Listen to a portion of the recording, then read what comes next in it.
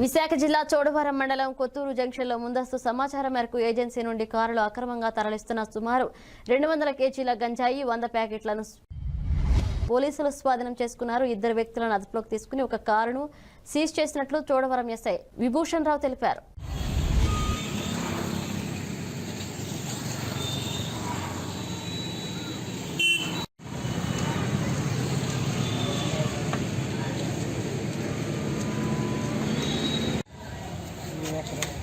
పంచడం ఉన్నదా అదే ఇలాంటి ఛేదించడంలో జన్మ పెద్ద అనమాట. ఒక్క పక్కలో ఎత్తుకెత్తలేదు.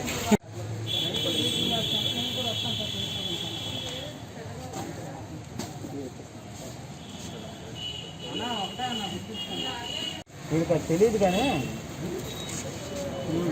వేరే పనులు నిలిపంటారు. ఎక్కడి నుంచో వచ్చి కొనేసి ఇప్పుడు ప్రాబ్లం తీసేయడం లెక్క.